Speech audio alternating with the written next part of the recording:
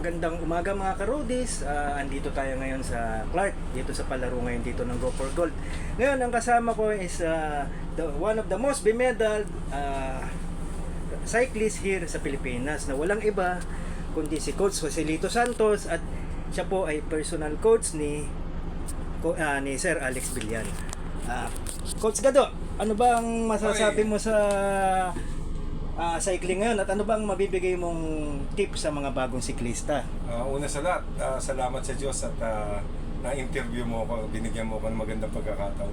Ako masasabi ko lang sa mga bagong siklista, siyempre kailangan yung disiplina, hindi dapat mawala yun.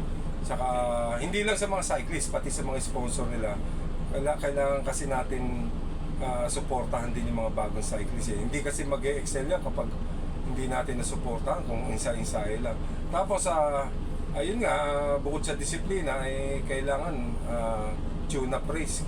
Huwag silang nawawalan ng pag-asa pag hindi sila nananalo o di pumipwesto. Kailangan pag may mga ganyan tune up race, salihan na nila, lalo pag mga big race katulad ng Phil-Am Grand Prix, itong Go for Gold. Kasi medyo nakakalungkot lang kasi nawala nga yung Ronda Pilipinas, pati yung Litour. Sana yun ang malaking pag-asa natin para malaman natin kung ano na yung level natin sa international cycling. Sa ngayon, ang hirap. Tulad yan ng velodrome, nire-repair pa yata o wala tayong bagong velodrome. So mangangapa tayo pati sa road. Kasi hindi talaga totally pwedeng wala yun Mapa-road, mapa-track.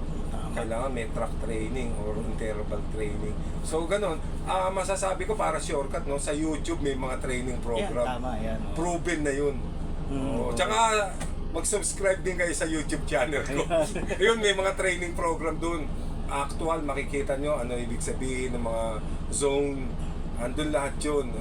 Salamat Noel sa interview sa akin.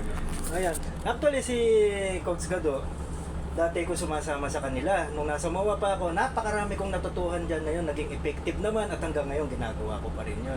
So ayun mga karudis, maraming salamat sa inyo. Maraming salamat sa suporta nyo. Thank you very much Coach Gado. Salamat sa Diyos. Susunod po ulit. Okay.